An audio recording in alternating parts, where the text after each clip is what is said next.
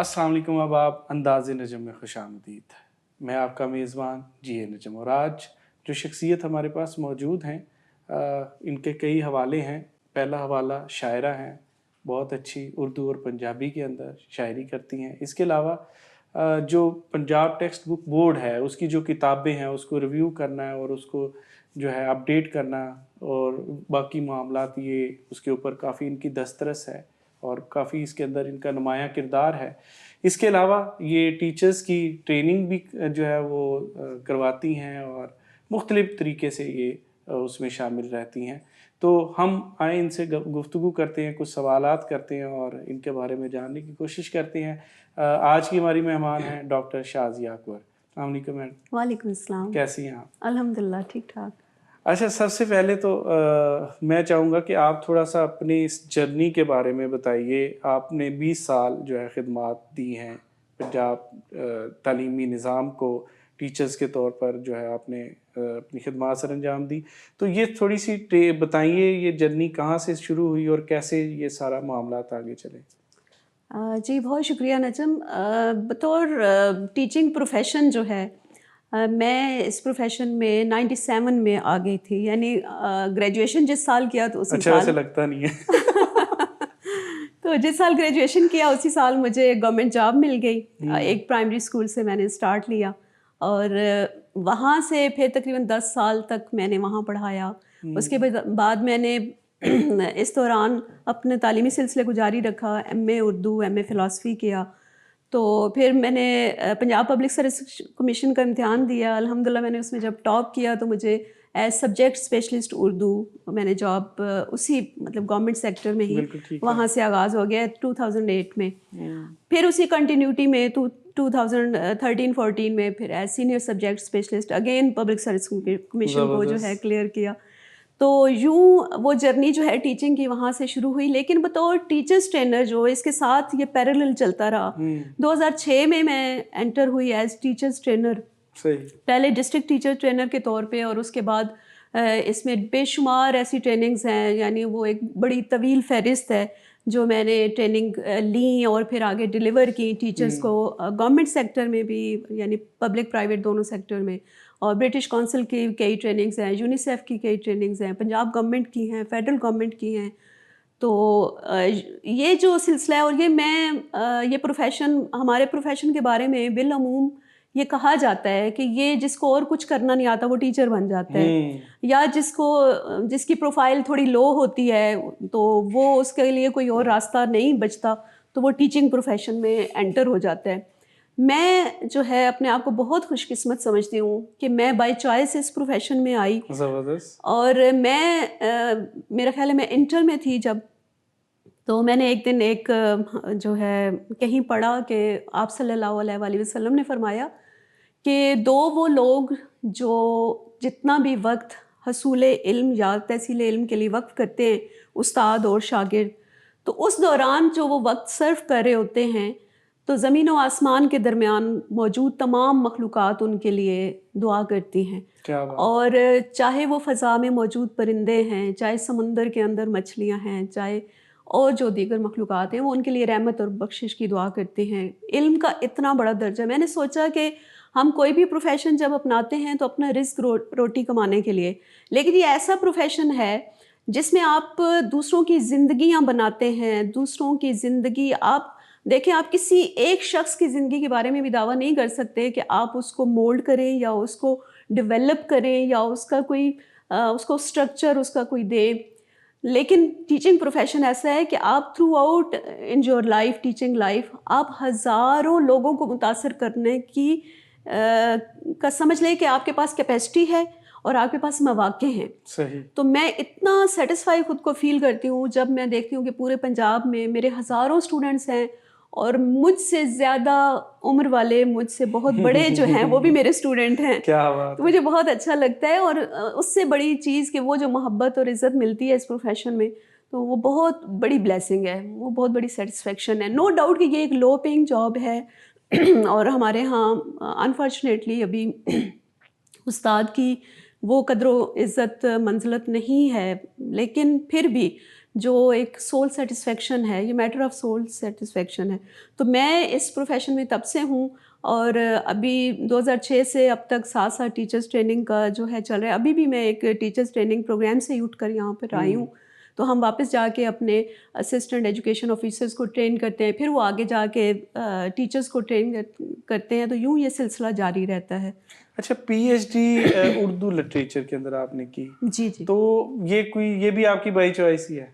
جی, پی H D میرا خواب تھا, اور میں کبھی سوچ بھی نہیں سکتی تھی کہ اللہ تعالیٰ مجھے یہ مواقع دے گا کہ میں جہاں میرا تعلق ڈسٹرکٹ اٹک کی ایک تحصیل فتح جنگ سے ہے, وہاں کوئی یونیورسٹی نہیں ہے, بلکہ ہمارے جب زمانہ طالب علمی میں تو انٹر کالج سے اوپر, ابھی بھی وہاں پر ڈگری کالج تو ہے لیکن اس طرح سے اسٹاف وغیرہ اویلیبل نہیں ہے. تو میں نے انٹر تک ریگولر پڑھا, اور اس کے بعد میں نے پرائیویٹ پڑھا. تو میں جب جاب کر رہی تھی میں نے پرائیویٹ ہی گریجویشن کیا, پرائیویٹ ایم اے اردو کیا, پرائیویٹ ایم اے فلاسفی کیا, پھر بی ایڈ ایم ایڈ کیا. تو 2013 میں جب میں اسلام آباد شفٹ ہوئی تو میرے جو گھر کی دیوار ہے اس کے ساتھ یونیورسٹی ہے, national university of modern languages NUML. تو وہاں آتے ہی میں نے داخلہ لے لیا. پہلے ایم فل میں, ایم فل اردو میں نے کیا, اس میں عصمت چغتائی اور ممتاز شیریں کے افسانوں میں تصور عورت, اس پر میرا تھیسس ہے, ایم فل کا مقالہ. اور اس کے بعد P H D very next semester سے میں ادھر انرول ہوگی اسی یونیورسٹی میں. اور اردو نسائی زبان و محاورہ یہ میرا پی ایچ ڈی کا موضوع ہے, یہ اردو زبان کے حوالے سے. اور اس میں نے 1857 سے لے کے 1900 تک جو ہماری ابتدائی جو ادب, اس کو آپ کہیں کہ وہ ابتدائی لغات جو مرتب ہوئی, جو پہل جو ناول سامنے آئے مرزا ہادی رسوا اور ڈپٹی نذیر احمد کے وہ, اور پھر جو ہمارے ثقافتی کچھ کتابیں جو پہل اردو ادب میں سامنے آئیں, جس میں واجد علی شاہ کے خطوط, یا جس میں گزشتہ لکھنؤ اور رسوم دلی اور اس طرح کی جو کتب تھیں, ان پر میں نے کام کیا اور بہت انجوائے کیا ہے اپنی اس زبان, کیونکہ مجھے اپنی زبان سے. اچھا, آپ کو ڈاکٹر صاحب کہیں پہ نہیں لگتا کہ عورتوں کی تعلیم کے اوپر جو پاکستان کے اندر مسائل ہیں, پڑھنے نہیں دیا جاتا, مطلب گاؤں میں جا کے دیکھا جائے تو وہ کہتے بس اس کی جلدی سے شادی کرو, اس کو گھر بار کی جو ہے وہ عادت ڈالو کہ گھر بار کیسے چلانا ہے, تو زیادہ پڑھا کے ہم نے کیا کرنا ہے اس کو. ویسے بھی کہا جاتا ہے تیاں جڑیاں پرایا من ہوندیاں نے. تو یہ جو فلاسفی ہے لوگوں کے ذہن میں, اور اس کے باوجود آپ اتنا ماشاءاللہ جو ہے آپ نے تعلیم حاصل کی, اور تو آپ کو کس طرح کی سپورٹ ملی, اور آپ کو کیا لگتا ہے کہ کیا کیا سپورٹ جو ہے ایک خاتون کو پاکستانی معاشرے کے اندر رہتے ہوئے ہونی چاہیے جس سے وہ تعلیم کو جو ہے پراپر طریقے سے حاصل کر سکے؟ آپ کا سوال اتنا مطلب ہے, اس میں گنجائش موجود ہے کہ اس پر گھنٹوں بات کی جا سکتی ہے. اور جو ہے خوش بختی سے میرا اسی پروفیشن سے تعلق ہے کہ میں نے پرائمری سے لے کر یونیورسٹی لیول تک ہر لیول کے اسٹوڈنٹس کو پڑھایا ہے اور پڑھا رہی ہوں. تو میں نے ایسے ریموٹ ایریاز میں بھی کام کیا ہے جہاں جو آپ کہہ رہے ہیں اس طرح کی صورتحال کا مجھے بارہا سامنا کرنا پڑا. اور جن ریموٹ ایریاز میں پڑھا رہی تھی وہاں پر اتنی بریلینٹ بچیاں جو پرائمری مطلب ہارڈلی, اگر گاؤں کے اندر پرائمری اسکول ہے تو ان کو زیادہ سے زیادہ کچھ بچیوں کو آپ کہہ سکتے ہیں 50-60% بچیوں کو اتنا الاؤ کر دیا جاتا ہے چلو جی پرائمری پاس کر لو. اگر ساتھ والے گاؤں میں مڈل ہے تو اس میں سے کوئی مطلب 60% بچیاں پرائمری پاس کرنے کے بعد نکل جاتی ہے کہ نہیں ہمیں ساتھ والے گاؤں بھیجا نہیں جائے گا, اجازت نہیں ہے آگے 8ویں تک پڑھے. اچھا, جو لکلی وہاں 5-7 بچیاں چلی جاتی تھیں روزانہ پیدل جانا, کیونکہ ڈسٹنس پہ گاؤں میں اسکول ہوتے ہیں نا, اتنا وہاں پہ کنوینس کا بھی مسئلہ ہوتا ہے. میں خود آپ کو حیرت ہوگی کہ میں 10 سال اس اسکول میں گئی ہوں اور روزانہ 3 گھنٹے کی میں واک کرتی تھی, 1.5 گھنٹہ جاتے ہوئے 1.5 گھنٹہ واپسی ہوئے. اللہ. تو اب وہاں پہ ظاہر ہے کہ سڑک نہیں تھی, کنوینس نہیں تھی کوئی اویلیبل, تو بڑا مشکل تھا. تو لوگ پھر بچیوں کو بھیجنے سے ذرا ڈرتے بھی ہیں, حالات بھی اس طرح کے. تو اتنی بریلینٹ بچیاں جو بالفرض میٹرک میں بھی اگر وہ بچی کسی طرح پہنچ گئی اور بورڈ میں اس کی پوزیشن بھی آئی تو اس بچی کو گھر بٹھا لیا گیا. میں اس کے گھر بھی گئی, منت ترلا کیا کہ بھئی اس بچی کو آگے پڑھنے دے, لیکن اجازت نہیں ملی کہ رواج نہیں ہے ہمارے یہاں بچیوں کو پڑھانے کا, ہم آگے نہیں پڑھا سکتے, بس یہ اب چولہا چوکی تو انہوں نے سنبھالنا ہے, تو یہ اب گھر میں رہیں, کام کریں, کام سیکھیں. تو ایک تو یہ, دوسرا کہ ہمارے ہاں اچھا میں جو ایگزامپل پیش کر رہی ہوں جن کے گھر میں بچی کے گئی, ایسی کئی مثالیں. اس بچی کے والد بھی استاد ہیں, ٹیچر ہیں. اچھا. اور وہ کہتے ہیں کہ نہیں, ہمارے فیصلے جو ہے نا اس کے دادا کرتے ہیں, تو دادا کی اجازت نہیں ہے, لہٰذا میں بھی نہیں بول سکتا. یعنی ایک والد بھی خاموش ہے, وہ اسے پتہ ہے کہ اس کی بچی نے بورڈ میں ٹاپ کیا ہے, وہ ایک ٹیچر بھی ہے. تو ایسے حالات ہیں. ہمارے یہاں ٹریڈیشنز آر سو اسٹرانگ. ہماری ٹریڈیشن جو ہے نا وہ ہمارے مذہب سے بھی بڑی ہو جاتی ہیں, اور ہمارے مفادات سے بھی, کہ ہم نے اپنا وہ رکھ رکھاؤ اور اپنی رسم و رواج ان کو فالو کرنا ہے. تو میرے ساتھ بھی, میری فیملی میں مجھ سے پہلے کوئی مثال نہیں تھی کہ کسی نے تعلیم حاصل کی ہو, کسی لڑکے نے بھی. لڑکے بھی پڑھے لکھے نہیں تھے. میں اپنے خاندان کی پہلی لیوریج آپ کو کیسے ملی؟ سوال کا اصل میں یہ بھی تھوڑا ہاں یہ پہلو بھی ہے. میں سمجھتی ہوں کہ میرے شوق نے رہنمائی کی. میرے والد صاحب مجھے کہا کرتے تھے کہ تم جب تک جہاں تک پڑھنا چاہو میں تمہیں پڑھاؤں گا. لیکن میرے والد صاحب کی بہت ارلی ڈیتھ ہو گئی. میں اس وقت انٹر میں تھی. تو میں بہنوں بھائیوں میں سب سے بڑی بھی تھی, اور ہم 6 بہن بھائی, اور میری والدہ ایک گھریلو خاتون. تو ہمارے پاس اتنے ریسورسز نہیں تھے کہ میں آگے کالج میں ایڈمیشن لیتی, تو اس لیے پھر میں پرائیویٹ پڑھتی رہی. اچھا. تو شادی بھی ہو گئی, درمیان میں بچے, فیملی, جاب بھی ساتھ ساتھ, لیکن میں بس پڑھتی رہی اور امتحان دیتی گئی. یہ میں کہوں گا کہ آپ ایک آئیڈیل ہیں ان خواتین کے لیے جو یہ کہتی ہیں کہ ہم کر نہیں سکتی, اگر کرنا چاہیں تو بہت کچھ کر سکتی ہیں. بالکل اپنے اس 4 دیواری کے اندر رہ کر بھی کے اندر یہ جستجو ہے کہ آپ نے علم حاصل میرے کرنا. اپنے خاندان میں میرے جیسے کزنس ہیں ماشاء اللہ, 7-8 ددیال میں میرے تایا چچا کے بیٹے, اور اسی طرح میرے ننیحال میں کئی کزنس. تو ان میں سے کوئی میٹرک سے آگے, چند ایک میٹرک تک پہنچے, اس سے آگے تو بیٹیاں تو پڑھی ہی نہیں. میری بہنیں پڑھی ہیں مجھ سے. یعنی آپ کو کوئی اتنی آسانیاں نہیں, اتنی سپورٹ نہیں تھی کہ جناب آپ کہیں کہ یہ سپورٹ تھی جس کی وجہ سے میں آگے بڑھی ہوں. چلیں ہم آگے بڑھتے ہیں. آپ کو مصوری کا بھی اور یہ کیلی گرافی کا بھی شوق ہے, تو یہ اس کو آپ نے کس طریقے سے جو ہے, ظاہر ہے یہ تعلیم ایک سائڈ پہ یہ بھی اچھا خاصا ٹائم مانگتی ہے, پھر آپ نے اپنی مصروفیات کا ذکر کیا, آپ کے بچے ہیں, فیملی ہے, اور ارلی آپ کی شادی بھی بہت جلدی ہوگی, تو یہ بھی شوق کیسے ساتھ آپ لے کے چل پڑے؟ اور پھر شاعری بھی آپ نے شروع کی ہے.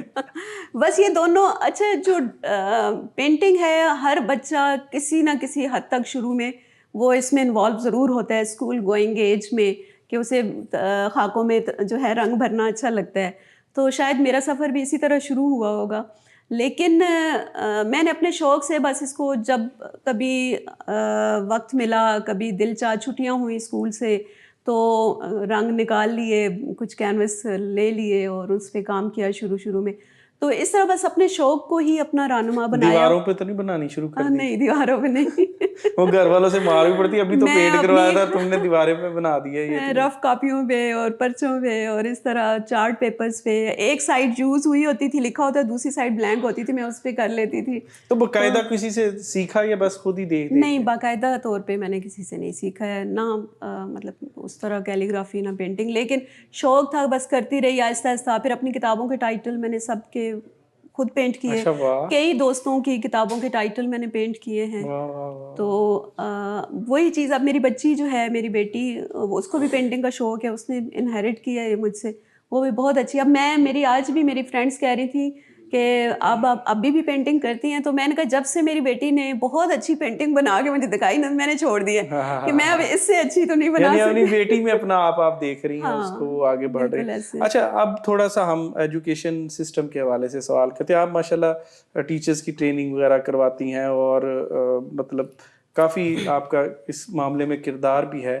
تو مجھے بتائیں کہ یہ جو آپ خدمات سر انجام دے رہی ہیں, 20 سال ہو گئے آپ کو یہ کام کرتے ہوئے, تو پھر ہمارا یہ نظام تعلیم بہتر کیوں نہیں ہو رہا؟ اتنی اچھی ٹرینرز موجود ہیں, اتنی پڑھی لکھی, تو پھر کیا مسائل ہیں ہمارے؟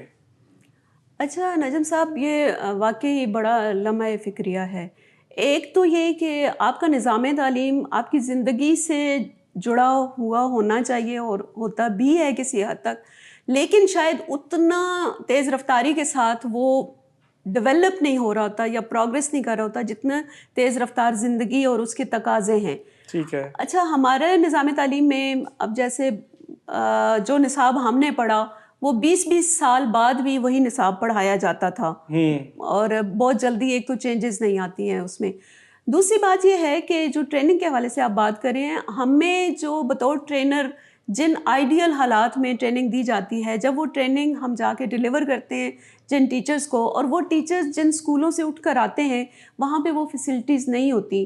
ہم جو شہروں میں بھی خیر پبلک سیکٹر میں جو میرا تعلق جو ہے گورنمنٹ سیکٹر سے ہے تو اتنی زیادہ سہولیات میسر نہیں ہیں. ہم اکثر کمپیئر کر رہے ہوتے ہیں پرائیویٹ سیکٹر اور پبلک سیکٹر کو. وہاں ایک آئیڈیل سچویشن ہوتی ہے، آئیڈیل اسٹرینتھ ہوتی ہے. آپ کے جو پرائیویٹ سیکٹر ہے وہاں پہ 25-30 بچوں کی کلاس ہوگی، ہمارے پاس 100 بچے بھی بیٹھے ہوں گے. بلکہ میں ایک اسکول میں گئی وزٹ کرنے کے لیے، ایک ہائی اسکول تھا بوائز کا، تو ان کا ایک بہت بڑا ہال تھا. ہم وہاں پہ گئے، میں نے ان سے ایسی اسٹرینتھ کے حوالے سے سوال کیا تو کہتے ہیں میڈم ہمارے ساتھ تشریف لے آئیں. میں ان کے ہال میں گئی، سائنس کی کسی سبجیکٹ کی کلاس تھی، پتہ نہیں کیمسٹری کی تھی یا فزکس کی تھی، اور ٹیچر پڑھا رہے تھے. تو کہتے ہیں میڈم یہ ہال آپ دیکھ رہی ہیں، اس میں صرف روشن دانوں میں بچے نہیں بیٹھے ہوئے، باقی ہر جگہ بچہ آپ کو نظر آ رہی ہے. یعنی 100 سے زیادہ بچے ایک کلاس میں موجود تھے. اس کلاس میں بیٹھنے کی یا کھڑے ہونے کی مزید گنجائش نہیں تھی. اب دیکھیں جہاں پہ یہ چیزیں ہوتی ہیں بہت اچھی جگہ بھی ہیں، لیکن پھر بھی حالات ہم اس طرح کمپیٹ نہیں کر پا رہے، وہ آئیڈیل فیسلٹیز ہم پرووائڈ نہیں کر پا رہے اپنے اسکولوں میں. ابھی تو ہم بنیادی سہولیات سے محروم ہیں. ہمارے اسکول وہاں پہ واش روم کی سہولت کئی اسکولوں میں نہیں ہے، چار دیواری نہیں ہے. میں نے 10 سال جس پرائمری اسکول میں پڑھایا وہاں واش روم نہیں تھا. فیمیل اسکول ہے، فیمیل کا ادارہ ہے، وہاں پہ واش روم نہیں ہے، بچیاں ہیں، ٹیچرز ہیں، اور اس طرح چار دیواری اکثر اسکولوں کی نہیں ہوتی. بنیادی طور پہ جیسے بجلی کا نہ ہونا یا اس طرح کی جو بیسک نیڈس ہیں وہ بھی ریئر ہیں کئی جگہوں پہ. تو یہ بہت ساری چیزیں ہیں جو ہم جو ٹریننگ پرووائڈ کرتے ہیں نا. دوسرا ایک میں ذاتی طور پر سمجھتی ہوں، بلکہ ہم میں سے ہر ٹیچر ٹرینر یہ سمجھتا ہے، جانتا ہے کہ جو ٹریننگ ہم پرووائڈ کرتے ہیں اس کا فالو اپ اس طرح میکنزم نہیں ڈیولپ کیا جاتا. مثلا بہت اچھی ٹریننگز آتی ہیں، نو ڈاؤٹ کہ ہماری گورنمنٹ بہت اس حوالے سے بہت اچھے ٹرینر، بہت اچھا ماڈیول ٹریننگ کے بنوانا، پھر اس کو ایگزیکیوٹ کروانا. لیکن جب وہ گراس روٹ لیول تک پہنچتی ہے نا ٹریننگ، تو اس کے بعد اس کا فالو اپ کا بھی میکنزم ہونا چاہیے کہ ہم یہ دیکھیں، یہ کنٹینیوس پروفیشنل ڈیولپمنٹ جو ہے نا، یہ اس کو فالو اپ کریں کہ اس کے اثرات کیا مرتب ہوئے، کتنے % اثرات مرتب ہوئے، اور وہاں پر جہاں پر یہ فروٹفل نہیں ثابت ہوئی تو کیا فیکٹرز تھے، کیا مسائل تھے کہ ٹیچر اس طرح سے بچوں تک وہ اثرات نہیں پہنچا سکے، یا ہمیں جو ہے وہ آؤٹ پٹ اس طرح سے نہیں ملتی ہے اس چیز کی. یعنی ریویو اور ایویلیویشن کا سسٹم نہیں ہے آپ کے؟ نہیں ہے. ایک بہت بڑی وجہ جو ہے وہ ڈسکنٹینیوٹی ہے. ہمارے ہاں ایک گورنمنٹ آتی ہے، وہ اپنے کچھ آئیڈیاز کے ساتھ کچھ چیزیں لانچ کرتی ہے، کچھ پروگرام لانچ کرتی ہے، کچھ ٹریننگ انیشیٹ کرتی ہے. تو دوسری گورنمنٹ آتی ہے تو اس کو کنٹینیو نہیں کرنے دیا جاتا، اس پچھلے پروگرام کو وہ ختم کر دیا جاتا ہے اور کچھ نیا لانچ ہو جاتا ہے. پھر تیسری گورنمنٹ آتی ہے تو وہ اس پہلی دو کے جو حالانکہ بہت ساری پازیٹیو چیزیں بھی ہو سکتی ہیں، وہ بھی ایجوکیشنل ایکسپرٹس نے ہو سکتا ہے کہ ڈیزائن کی ہوں وہ چیزیں، اور وہ پروگرامز یا وہ ٹریننگز یا وہ جو بھی انیشیٹو لیے گئے، اگر کنٹینیوٹی ہو. میں سمجھتی ہوں یہ ایجوکیشن جو ہے یہ سروسز ہیں، اس میں آپ کو پروفٹ لاس نہیں دیکھنا چاہیے. اس میں آپ کو یہ دیکھنا ہے کہ آپ وہ جو سروسز پرووائڈ کر رہے ہیں کیا وہ سفیشینٹ ہیں. اگر آپ وہ سروسز پرووائڈ کر رہے ہیں اور ان کی کنٹینیوٹی بھی جاری ہے، یعنی تعلیم جو ہے نا یہ ایسی چیز نہیں ہے کہ ابھی ادھر آپ نے کچھ ڈالا اور ادھر سے آپ کو آؤٹ کمز آنا شروع ہو گئے. یہ کوئی بزنس تو ہے نہیں اس طرح، بزنس بھی اٹ ٹیکس ٹائم. تو ایجوکیشن سیکٹر جو ہے یہ تو آپ کے بیہیویئر چینجز کی بات ہے نا، کہ آپ نے ایک شخصیت کو کس طرح سے چینج کرنا ہے، کس طرح بنانا ہے. تو ایجوکیشن نام ہی یہ ہے positive change in your behaviour. تو وہ بیہیویئر ہمیں 10 سال 15 سال 20 سال بعد نظر آتا ہے. تو ہم اتنا اس میں صبر نہیں رکھتے. ہم کہتے ہیں جی یہ چیز فلاپ ہو گئی، یہ پروگرام فلاپ ہو گیا، ہمارے ٹیچرز کچھ نہیں کر رہے.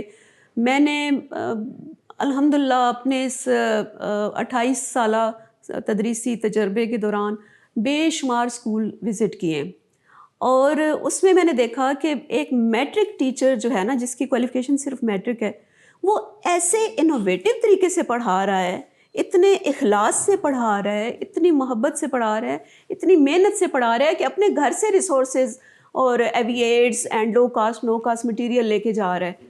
اور ایسے لوگ بھی ہیں ہمارے پاس الحمدللہ. جو نہیں کہیں آپ کو لگتا نہیں ہے کہ شاید ٹیچرز کے اندر کچھ ایسے لوگ بھی شامل ہیں جو شاید ان کا وہ کیلیبر نہیں ہے بچوں کو پڑھانے کا، اور اسی وجہ سے وہ نظام تعلیم کے اندر جو ہے مسائل ہیں؟ یہ بھی ایک حد تک آپ کی بات کو درست کہا جا سکتا ہے.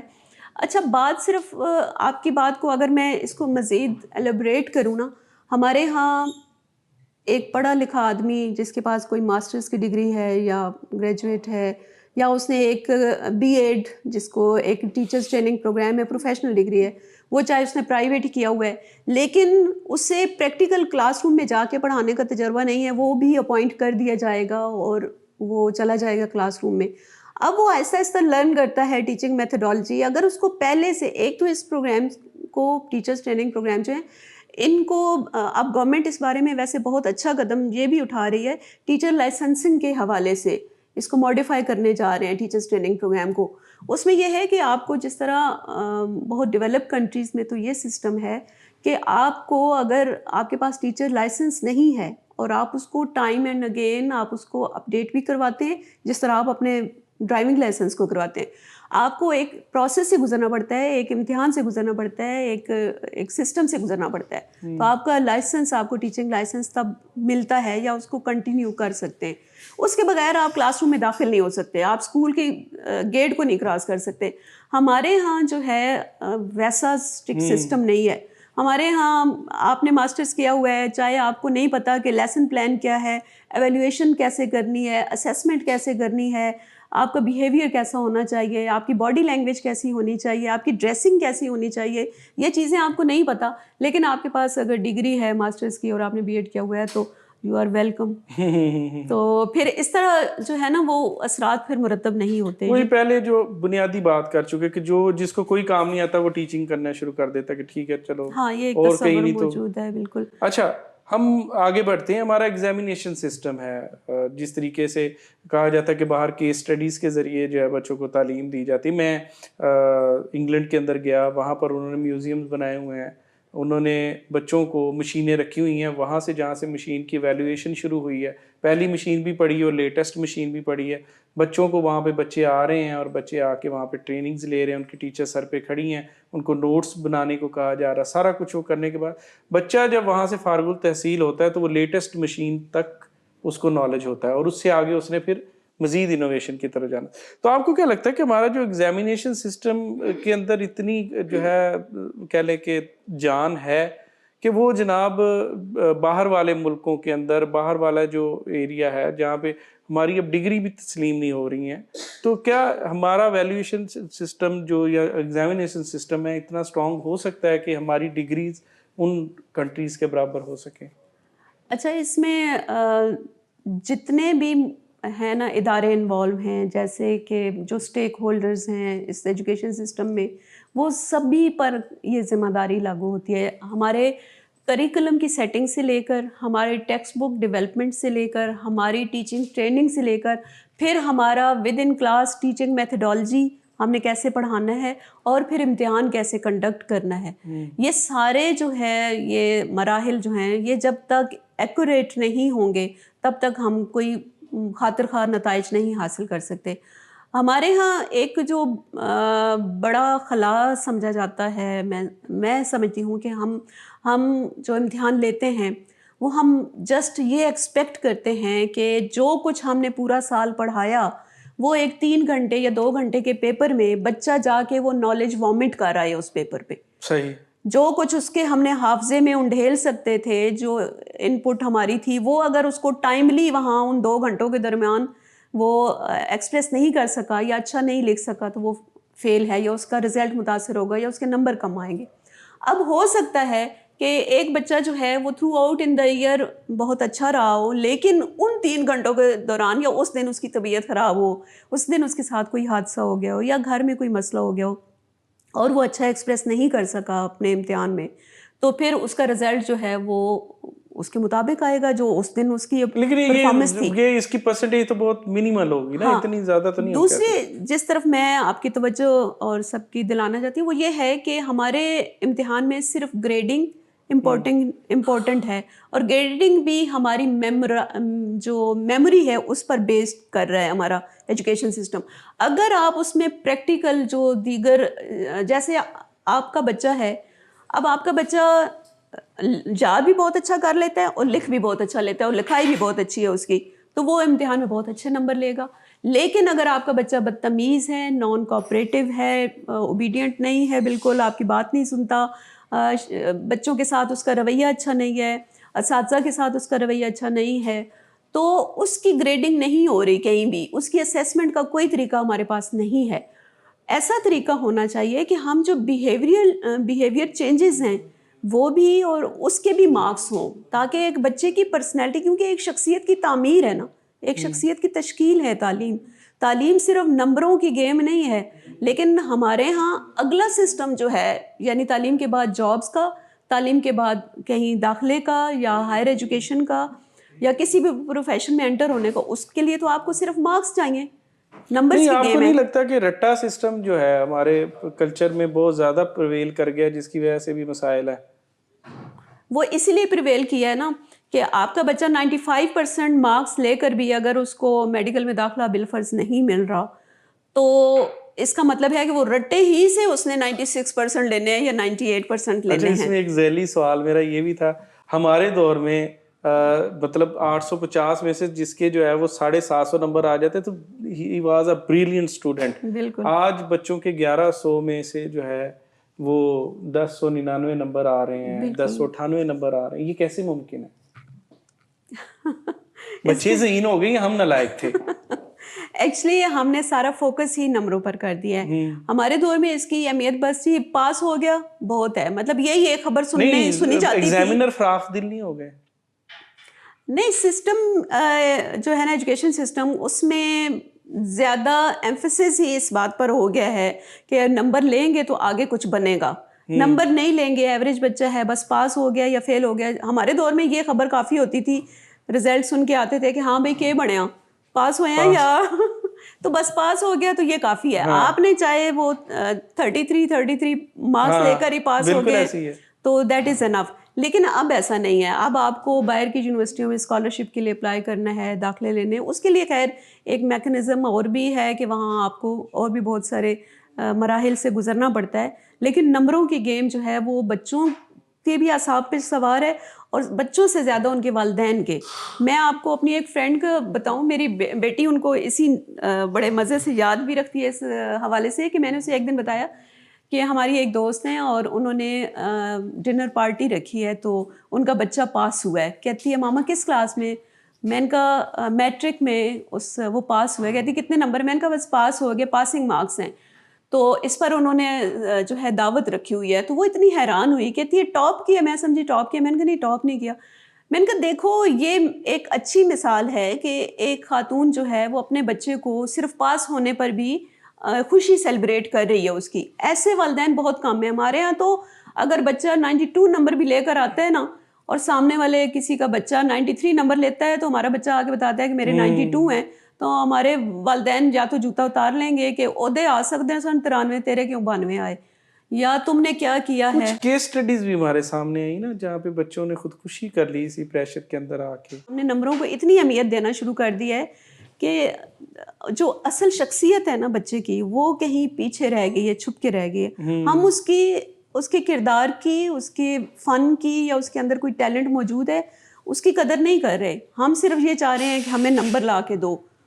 ہم نے بھی اس پر اتنا سٹریس ٹیچرز کی طرف سے, بچوں کی طرف سے, پھر اداروں میں ٹیچرز کو جو ہے وہ ظاہر ہے کہ اگر کسی کا رزلٹ اچھا نہیں ہے تو اس کو ڈسپلیئر جو ہے وہ شو دیا جائے گا یا سرزنش ہوگی اس کی یا اس کی پروموشن رک جائے گی. تو اس وجہ سے بھی بہت سارے ٹیچرز جو ہیں وہ بچوں کو پاس کر دینا جو ہے وہ چاہے جس بھی طریقے سے, بہت سارے پرائیویٹ ادارے بھی اور شاید کچھ پبلک سیکٹر میں بھی ایسے ہیں کہ جو ان کا فوکس یہ ہوتا ہے کہ جہاں پہ ایگزامینیشن سینٹر بنتا ہے وہاں پر تھوڑا سا اپنا رکھ رکھاؤ, تھوڑا تعلق وہ بنا لیں تاکہ جو ہے ان کے جو ادارہ ہے یا ان کے جو بچے ہیں وہ اچھے نمبروں سے پاس ہو جائیں اور پھر ان کے پاس زیادہ داخلے آئیں. تو یہ ایک بزنس بھی تو بن چکا ہے نا, ایجوکیشن ایک بزنس. ایون جو بچے زیادہ نمبر لیتے ہیں ان کو وہ اسپانسرڈ کر کے تو وہ اپنے کالجز کے اندر داخلہ دلواتے ہیں اور ان کا علیحدہ سیشن بناتے ہیں. جی, ان کے بینر لگتے ہیں اسکولوں کے باہر, ان کے نمبر لکھے جاتے ہیں, اپریشیٹ کیا جاتا ہے. یہ اچھی بات ہے, بچوں کو اپریشیٹ کرنا چاہیے. ہاں, اس طرح سے سفارش سے آپ بچوں کی چند ایک نمبر 1-2 نمبر تو بڑھوا سکتے ہیں شاید کسی طرح, لیکن یہ کبھی بھی نہیں ہوا الحمدللہ آج دیکھیں تک. جو چیزیں ورک کرتی ہیں لوگوں نے تو اس کے اوپر جانا ہے نا. ایسا کبھی نہیں ہوا کہ ایک فیلئر جو تھرو آؤٹ فیلئر بچہ آ رہا ہے تو وہ ٹاپ کر جائے بورڈ میں, ایسا کبھی نہیں ہوتا.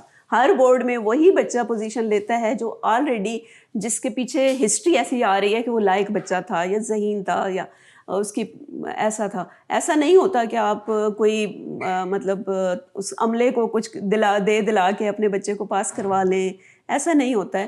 لیکن کسی حد تک یہ چیزیں بھی سامنے آتی رہتی ہیں. لیکن پریکٹیکل میں تو یہ کام کرتا ہے نا. جی, پریکٹیکل جو ہوتا ہے پریکٹیکل ایگزامز کے اندر تو وہ زیادہ تر نمبر ایسے ہی چل رہے ہوتے ہیں. اچھا چلے آگے بڑھتے ہیں. مجھے بتائیں یہ جو یکساں نظام تعلیم ہے اس کی بہت بات ہوتی ہے, بہت گونج ہوتی ہے, اسمبلی کے اندر بھی گونج ہو رہی ہوتی ہے کہ ہم نے اس تعلیمی نظام کو یکساں کرنا ہے تاکہ امیر کا بچہ بھی جو ہے اور غریب کا بچہ بھی وہی سلیبس پڑھ کے تو جو ہے ایک جیسی اپرچونیٹیز دونوں کے لیے کریٹ ہو سکے. تو کیا یہ اس سسٹم میں رہتے ہوئے ممکن ہے, اور اگر مسائل ہیں تو کون سے آپ کی نظر میں؟ یہ بہت کریٹیکل سوال آپ نے کیا ہے کہ اس سسٹم میں ہمارے ہاں کلاس سسٹم اتنا ڈومینیٹنگ ہے کہ ہمارے ہاں امیر کا بچہ غریب کے بچے کے ساتھ اسی سیم اسکول میں پڑھنا بھی گوارہ نہیں کرے گا, نہ وہ پڑھانا گوارہ کریں گے. کہ جہاں پہ بالفرض ایک جاگیردار کا بیٹا ہے تو وہاں پہ ایک اس کے مزارے کا یا وہ ایک لفظ مجھے کہنا وہ اچھا نہیں لگتا جو ہم ان لوگوں کے لیے مزدور طبقے کے لیے استعمال کرتے ہیں, لیکن گاؤں دیہات میں اکثر بولا جاتا ہے کہ ایک کمی کمیندہ پتر میرے پتر نال بہ کے کیویں پڑھ سکتا ہے. تو یہ جو ہے نا کلاس سسٹم, یہ کلاس سسٹم ایجوکیشن میں بھی ہے. دوسری چیز یہ کہ جو آپ کا اشارہ جس طرف ہے, ہر بندہ اس کو افورڈ نہیں کر سکتا. وہ جو ایجوکیشن سسٹم او لیول, ای لیول یا بیکن ہاؤس یا یہ جو ادارے ہیں سٹی اسکول یا اس طرح کے جو ادارے ہیں وہ ڈیفینیٹلی ایسے نہیں ہیں کہ ہر بندہ اپنے بچوں کو وہاں بھیجنا افورڈ کر سکے, اور نہ وہ سسٹم جو ہے وہاں سے شفٹ ہو کے ہم ابھی ہماری گورنمنٹ یا ہمارے سرکاری ادارے اس قابل نہیں ہیں کہ وہ سسٹم شفٹ کر دیا جائے اور ہمارے جو سرکاری اسکول ہیں وہ بھی اس لیول کے ہوں, وہ اتنا فلورش کریں, وہ اتنے ویل فیسیلیٹیٹڈ ہوں, وہ اتنے ہالی کوالیفائڈ ٹیچرز جو ہیں ان کو کریں, ہائر کریں. تو ایک سسٹم کو ایک ڈیولپ کرنے میں it takes lot of time. تو یہ اتنا آسان نہیں ہے کہ ہم کہیں کہ یہ یکساں نظام تعلیم جو ہے وہ لاگو کر دیا جائے. ہاں, اس کی کوشش بھی کی گئی تھی کچھ عرصہ پہلے سنگل نیشنل کریکولم کے حوالے سے کہ تمام جو ہے پرائیویٹ اور پبلک سیکٹر میں ایک جیسا نظام تعلیم یا کم از کم ٹیکسٹ بک ایک جیسی ہوں. اس کو 1.5 اس کو مرتب کرنے میں لگ گیا. پھر کسی حد تک اس کو جب لانچ کیا گیا تو تب تک پھر وہی جو پریویسلی میں بات کر چکی ہوں, گورنمنٹ بدل جاتی ہے تو وہ اس کے ساتھ اس کی پالیسیز جو ہیں وہ وہیں پہ دفن ہو جاتی ہیں. اور اس پہ ہم نے کتنی محنت کی ہوتی ہے, کتنا فوکس کیا ہوتا ہے, کتنے لوگوں کی اس میں خون پسینہ شامل ہوتا ہے. ہم خود اس میں انوالو ہوتے ہیں, اس کے مطابق ہم کریکولم ڈیولپ کرتے ہیں, ٹیکسٹ بک لکھتے ہیں کہ ایک جیسا, لیکن ایسا کرنے میں کامیاب نہیں ہو پاتے. انڈیویجول لیول پہ تو خواہش ہی کی جا سکتی ہے اس کا. جی بالکل ایسا. چلیں آگے بڑھتے ہیں. اچھا ڈاکٹر صاحب, میرا اس سے آگے ایک سوال, اہم ترین سوال, انڈسٹری کے اندر ہم جتنے بھی بچے دیکھ رہے ہیں وہ بالکل ایسے ہی ہیں جتنے بھی درمیانے درجے کے اسٹوڈنٹ, اوسط درجے کے اسٹوڈنٹ ہیں جتنے بھی آپ کو انڈسٹری کے اندر نظر آئیں گے. جو شائننگ بچے یا تو بہت اوپر چلے جاتے ہیں یا بالکل ہی وہ اپنی توجہ دوسری طرف جا کے تو اپنے آپ کو خراب کر لیتے ہیں. تو مجھے بتائیں کہ جب ایک اوسط انڈسٹری کے اندر بیٹھا ہوا ہے سارا, تو اتنے زیادہ نمبر لینے کی ضرورت کیا ہے؟ بہت اچھا سوال ہے. آپ نے بڑی شائستگی سے اس کو اوسط کہہ کر ڈھانپ دیا ہے. ایسے بھی مثالیں موجود ہیں خاص طور پہ انڈسٹری سیکٹر میں, یا ہمارے جو کامیاب بزنس مین یا ہمارے تاجر یا ہمارے یہ جو بہت سا طبقہ ہے ان کا تعلیم سے کوئی خاص تعلق بھی نہیں رہا, یا اوسط سے بھی کم جو ہے وہ ان کی پرفارمنس رہی ہے اپنے تعلیمی میدان میں, لیکن ان کی پریکٹیکل جو اپروچ ہے ٹوورڈز لائف وہ زیادہ بہتر ہے. اچھا, ہم نے تعلیم کو صرف اور صرف سمجھ لیا ہے کہ جس کے رزلٹ کارڈ پہ زیادہ نمبر ہیں شاید وہ زیادہ بہتر ہے.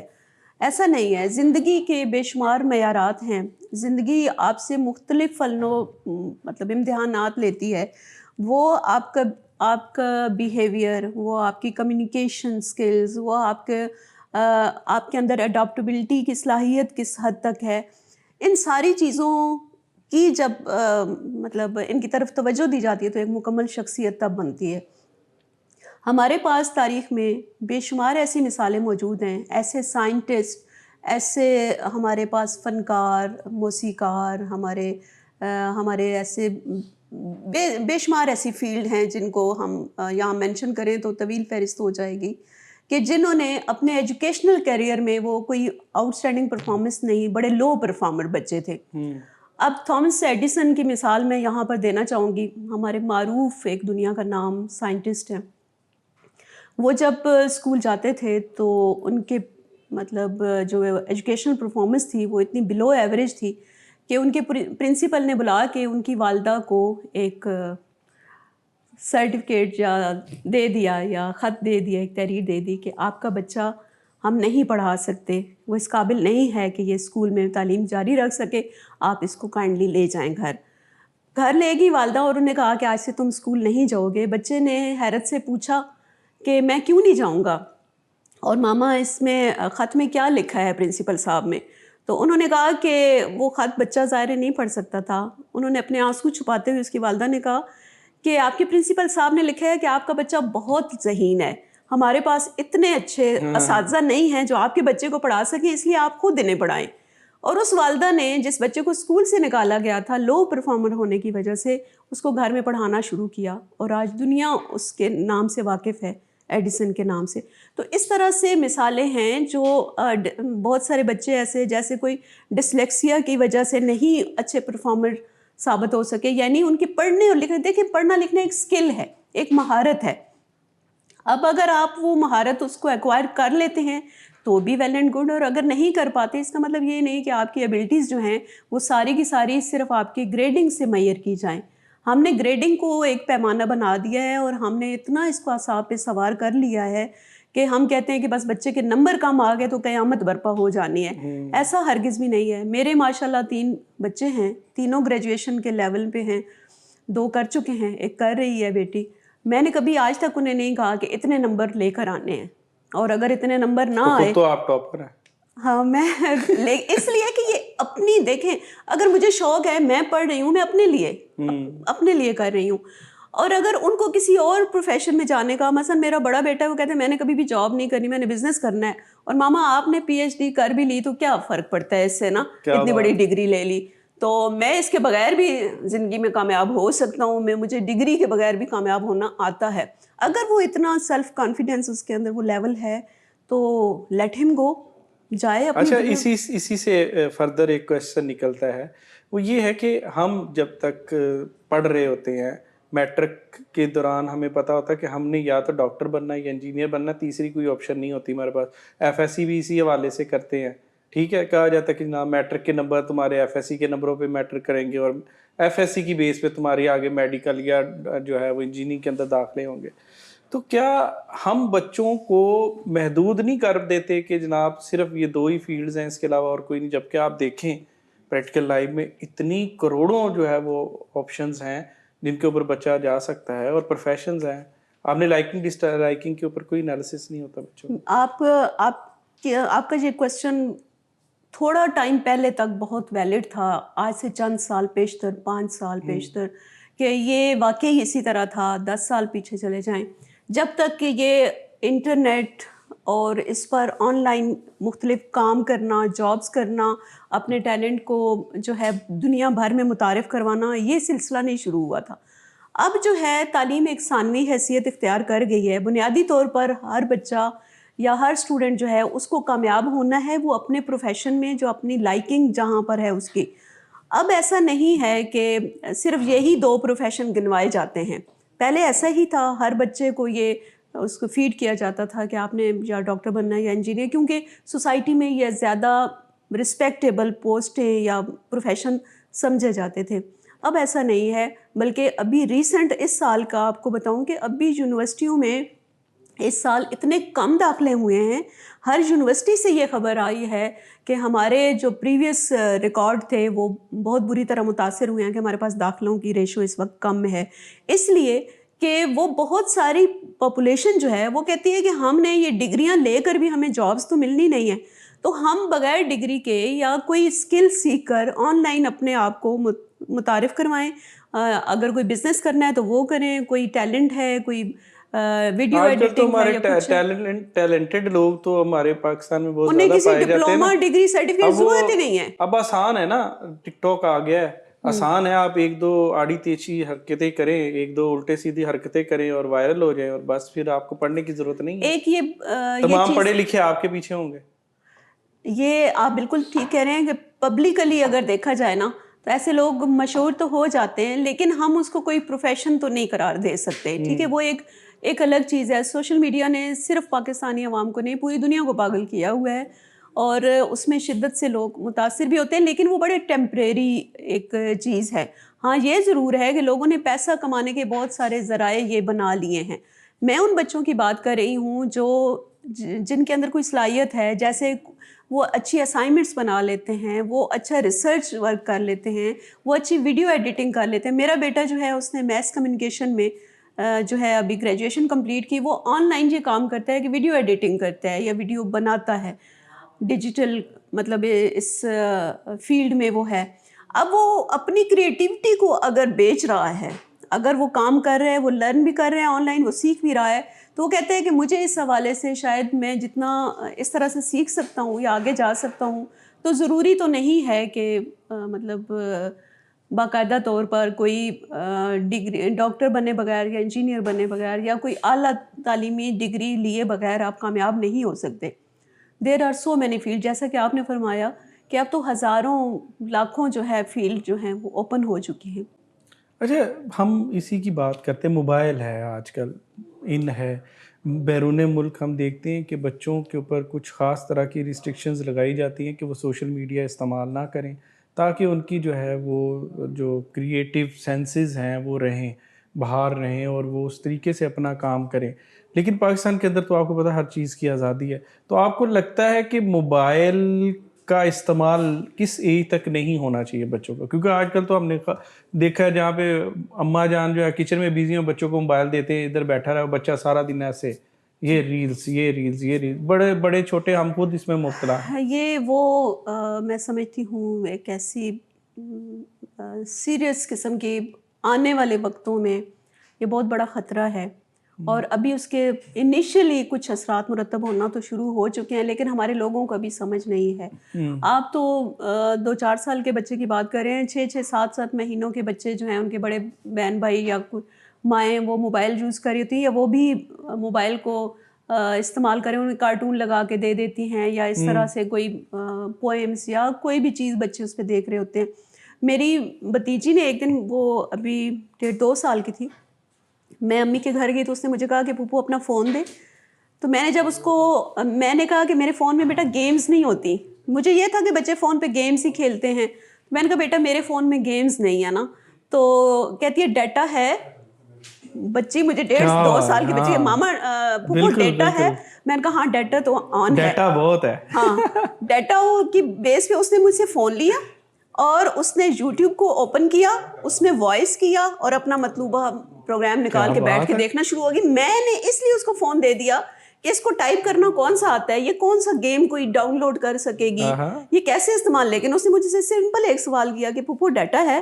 میں نے کہا ہاں ہے. اس نے فون لیا, یوٹیوب پہ وائس کیا اور اوپن کر کے اپنا مطلوبہ پروگرام دیکھ لیا. تو یہ جو ہے نو ڈاؤٹ کہ بچے اس جنریشن کے بہت تیز ہیں, لیکن تھوڑا سا ان پہ چیک اینڈ بیلنس کے بچے, اور اب الفا جنریشن کے بچے ہیں, اور وہ تو میں کہتا ہوں لیکن چیک اینڈ بیلنس ضرور ہونا چاہیے. چاہیے. یہ اب جو ہم ڈسکس کر رہے ہیں, تو آپ کو لگتا ہے کہ کتاب سے دوری جو ہے وہ بچوں کے اندر زیادہ بڑھ رہی ہے, بچے کتاب کی طرف نہیں مائل ہو رہے. وہ کیا نام ہے, ہمارے سعود عثمانی سر کا بھی ایک شعر ہے نا, یہ آخری صدی ہے کتابوں سے عشق کی. تو یہ آپ کو کیا لگتا ہے کہ یہ جو بزم ادب کے پروگرام ہوتے تھے اور مختلف سیگمنٹس ہوتے تھے, تقریری مکالہ جات اور یہ معاملات سارے, تو یہ کیا مطلب ابھی مسئلہ ہو رہا ہے ان کے اندر؟ جہاں تک آپ کے سوال کے دو حصے ہیں، ایک کتاب سے دوری اور دوسرا اداروں کے تعلیمی اداروں کے اندر بزم ادب جیسے جو مقابلے ہیں یا بچوں کی تربیت کے جو پروگرامز ہوتے تھے کیا وہ ہو رہے ہیں یا نہیں. پروگرامز اب بھی ہوتے ہیں لیکن اتنی شد و مد سے نہیں ہوتے یا اتنے کنسرنڈ طریقے سے نہیں ہوتے. جیسے ہمارے طالب علمی کے زمانے میں جو ہے وہ باقاعدہ طور پر پروگرامز ہوتے تھے، ویکلی ہوتے تھے، ہر جمعے کو ایک بزم ادب کا پیریڈ ہوتا تھا یا ٹیوٹوریل پیریڈ ہم اسے کہتے تھے، جس میں ہم کچھ نہ کچھ ہر ایک کی ٹرن بائی ٹرن باری ہوتی تھی. اب وہ تو کسی حد تک اداروں کی مجبوری بھی ہے کہ انہوں نے اپنی پروفائل میں اور ان کے کریکولم میں بھی یہ چیز شامل ہوتی ہے کہ کچھ نہ کچھ اس حوالے سے وہ ہم نیشنل ڈیز جیسے اداروں میں سیلیبریٹ کرتے ہیں تو وہ تو ہو رہے ہیں. لیکن کتاب سے دوری جو ہے اس کو اگر ہم تو یہ دیکھیں کہ کتاب سے مراد وہ چند صفحات جو ہمیں ملتے ہیں کسی کتاب کی شکل میں، تو اس کو تو ویسے ہی ڈیجیٹلائز بہت حد تک کیا جا چکا ہے. اور بچے کو اب ہمارے بچے بہت کم ایسے بچے ہیں جو مطالعے کو بطور مشغلہ اپناتے ہیں. جیسے کہ ہمارے مشاغل میں سے سب سے بڑا مشغلہ بالعموم ہمارے دور میں وہ مطالعہ تھا کہ جو بھی کاغذ کا پرزہ، کوئی اخبار ملے، کوئی میگزین ملے، کوئی ڈائجسٹ ملے، ہمیں کہیں سے کوئی کتاب ملے، لائبریری سے ایشو کروائیں، دوستوں کے پاس دیکھ لیتے تھے تو مانگتے رہتے تھے کہ تم یہ کتاب پڑھ لو تو مجھے بھی دینا، میں نے بھی پڑھنی ہے. تو وہ تو اب کریز نہیں نظر آتا. ڈائجسٹ، میگزین، ناولز اور اس طرح کی وہ اب کریز واقعی نہیں ہے، وہ ختم ہو چکا ہے. وہ عشق جو کتابوں سے ہے وہ معدوم ہو چکا ہے. میرے اپنے گھر میں سینکڑوں ہزاروں کتابیں ہوتی ہیں اور میرے علاوہ گھر میں کوئی ان کو کھولنے کی زحمت نہیں گوارا کرتا. تو مجھے اور میری طرح کے دیگر جو لوگ ہیں جنہوں نے کتابوں کا ذخیرہ کیا ہوتا ہے تو انہیں صاف پتہ چلتا ہے کہ ان کے بعد یہ کتابیں ردی میں جائیں گی. کیونکہ ہمارے اپنے بچے، اب دیکھیں میں رائٹر ہوں لیکن میرے بچوں کے اندر وہ ذوق نہیں ہے موجود. شاید میرا بھی فیلئر ہے کہ میں ان کو اس طرف نہیں لا سکی اس طریقے سے. شاید ان کے اپنے جو رجحانات، ہاں ان کے اپنے رجحانات دیگر تھے نا. دیکھیں آپ نے ابھی ایک نشاندہی کی، مصوری کی، تو آپ نے کہا کہ میری بیٹی نے میرے سے یہ جو ہے وہ انہیرٹ کیا ہے. تو یہ تو ہے کہ وہ اس کا مطلب انٹرسٹ کے ہی مسائل ہوں گے. ہاں انٹرسٹ کے ہی مسائل ہیں. لیکن وہ جو ہے نا ایک کتاب کے ساتھ جو ایک جڑت ہے، ایک رشتہ ہے، اس کے ساتھ اس کو لے کے کارنر میں بیٹھنا ہے، وہ ایک رومانس ہے. وہ رومانس ختم ہو گیا. شاید وہ پہلے موبائل نہیں تھے، کوئی اور یہ بھی وجہ ہے، اور کوئی تھا نہیں توجہ کا مسئلہ، تو اس وجہ سے اب موبائل ہے تو اب ٹائم ہی نہیں ہوتا. اویلیبلٹی جو ہے نا وہ بھی ہے کہ پہلے کتابیں اویلیبل نہیں ہوتی تھیں، اب ڈیجیٹل فارم میں بھی اویلیبل ہوتی ہیں. پہلے ریسرچ کے لیے یا آپ کو کچھ پڑھنے کے لیے جب کچھ درکار ہوتا تھا تو آپ میلوں سفر بھی کرتے تھے، خط و کتابت بھی کرتے تھے، کتابیں منگواتے تھے. اب آپ کو ایک سنگل کلک پہ، میں نے خود اپنی پی ایچ ڈی کے تھیسس ورک کے دوران میں نے ڈیجیٹل بکس جو ہے وہ ان کو ایکوائر کیا اور وہاں سے ہیلپ لی ہے. تو کتاب سے محبت کرنے والا تو کسی نہ کسی طرح کتاب سے جڑا ہوا ہے. لیکن ہاں آنے والی نسل جو ہے وہ کتاب سے اتنی رغبت نہیں رکھتی. بہت بہت شکریہ. اور ہم چاہیں گے کہ اس کے بعد آپ ہمیں اپنی شاعری جو ہے عطا کریں تاکہ ہم اسے سنیں اور اس کا حظ اٹھائیں.